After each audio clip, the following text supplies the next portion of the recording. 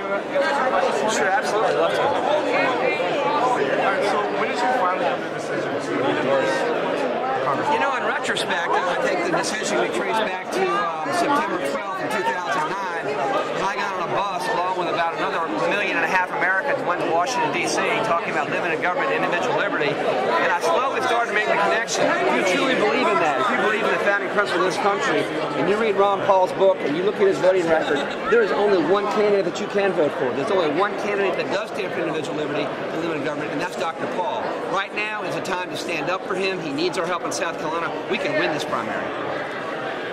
And how do you think he'll finish here, and what happens in the future for his campaign? I mean, I think he goes on from here, obviously. I mean, Dr. Paul is running a nationwide campaign because the message of liberty is not regional. The message of liberty is not limited to Iowa, New Hampshire, or South Carolina. It goes from Florida and it goes all around the country. So I think Dr. Paul is the one candidate that has a message that's good for all time zones. And what do you think about the other candidates in the GOP? What made you not? I've got nothing bad to say about any of these candidates. It's a tremendous public service to give up your time, to give up your family life, to go out there and talk about what's good for the country. I've met all of them. They love this country. They have prescriptions what they think is wrong. I just happen to think none of them are addressing the problem with the degree of seriousness that it deserves. I don't think the $15 trillion deficit, accruing $2 trillion of debt a year, crony capitalism, corruption, rampant. We don't need an ask for getting radical surgery. Dr. Paul is the only person prescribing radical surgery in this field right now. They should say Dr. Paul doesn't have a chance of winning the primary in South Carolina. It's a waste of your support. Well, you know, first of all, my support isn't dependent upon who I think is going to win. My support is dependent upon who I think is talking about the problems that are facing this country.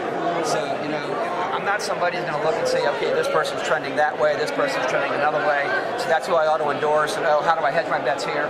If you're going to get involved in this process, that is the absolute wrong way to do it. You find a candidate that you believe in, that you think is speaking truth, and then you fight for him or her for all the power that you have. That's what you do. Well, thanks, Senator. I love his crowd, too. Isn't it fun? It's like so diverse. It's your age. I like about your elimination process, how you boiled it down to Dr. Paul. I know, as I said, being in South Carolina and then being an elected official, you have a unique opportunity to meet all the candidates one-on-one and to listen to what they have to say about the troubles our country is facing, and to listen to about a 15 or